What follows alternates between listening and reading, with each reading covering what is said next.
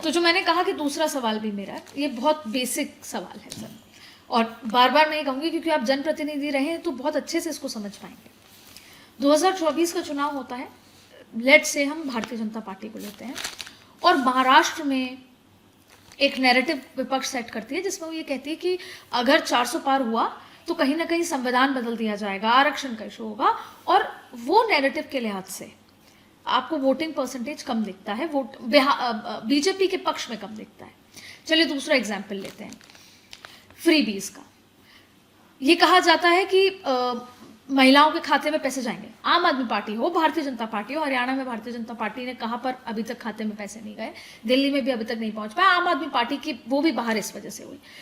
तो ये मेरा सवाल ये है अकाउंटेबिलिटी का, जो कि अक्सर ऐसा होता है कि अच्छा आपने देश के चुनाव में पब्लिक अलग तरीके से करती है, फिर उसको रियलाइज होता है कि जो उससे वादे करे वो पूरे नहीं करे, तो 3 महीने बाद किसी और राज्य में अगर चुनाव होता है तो वो उस लिहाज से वोट करती है वादों पे।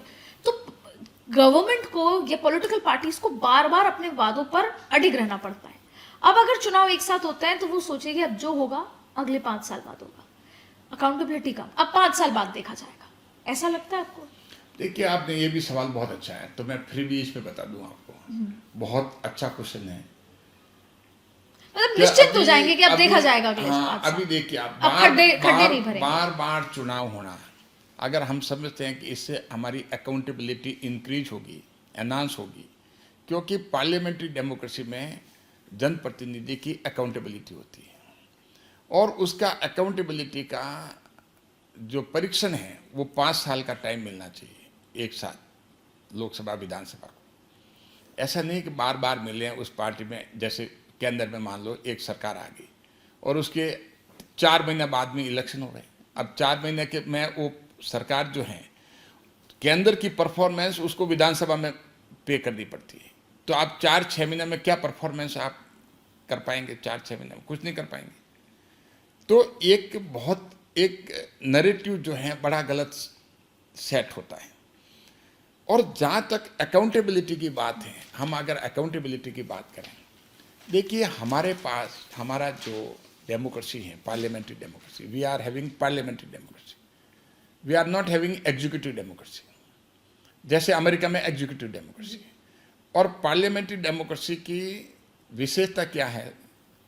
पार्लियामेंट्री डेमोक्रेसी की विशेषता यह है कि पार्लियामेंट्री डेमोक्रेसी में 24/7 जनप्रतिनिधि अकाउंटेबल होता है पब्लिक का।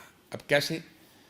सरकार जो है अकाउंटेबल पार्लियामेंट को, या सरकार अकाउंटेबल होती है विधानसभा को, और मेंबर ऑफ पार्लियामेंट और लेजिस्लेचर, विधायक, वो अकाउंटेबल होते हैं पब्लिक को।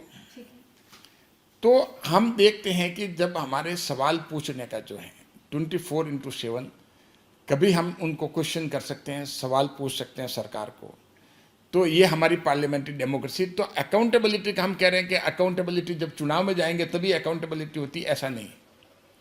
अकाउंटेबिलिटी जो है वो 24/7 ऑलरेडी है, उसको चुनाव में जाने को अकाउंटेबिलिटी नहीं कह सकते। और चुनाव बार बार, अगर मान लो आप चाहते हैं कि भाई कि लोकसभा का चुनाव होने के बाद में, साल भर के बाद में, 6 महीने के बाद में अगर चुनाव होता है उसमें फ्री बीज जो है, फ्री बीज की वजह से अब सबसे बड़ा नुकसान फ्री बीज का होता है उस स्टेट की इकोनॉमी पे होता है। अब आप पंजाब का हाल देखें, जो फ्री बिजली का बहुत पहले केस हुआ था, तो उससे पंजाब की इकोनॉमी जो है, और पंजाब के अलावा दूसरे प्रदेश भी जहाँ पर भी ये हुआ है, भी है, दिल्ली भी तो जहाँ पर भी है, तो डेवलपमेंट पे बहुत फर्क पड़ा उसका। जो डेवलपमेंट एक सिस्टमेटिक होना चाहिए वो असिस्टमेटिक होता है, और उसकी वजह से डेवलपमेंट में जो पैसा जाना है वो नहीं जा पाता। तो फ्री बीज का जो है, आप फ्री बीज का मतलब क्या हुआ? आप फ्री बीज क्यों देते? क्योंकि आप वोटर को इन्फ्लुएंस कर रहे हैं, करना चाहते हैं।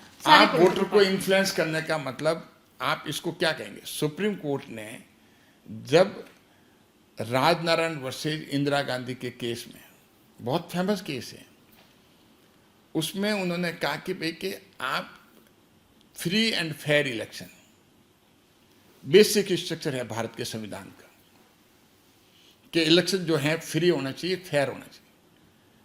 अब सवाल आता है क्या फ्री बीज देना ये फ्री एंड फेयर इलेक्शन में इंटरफेरेंस नहीं है? ये सुप्रीम कोर्ट ने भी कहा उसके बाद में, तमिलनाडु के केस में उन्होंने कहा कि अगर आप फ्री बीज देते हैं, आप वोटर को इन्फ्लुएंस कर रहे हैं कि वो आपको वोट दें,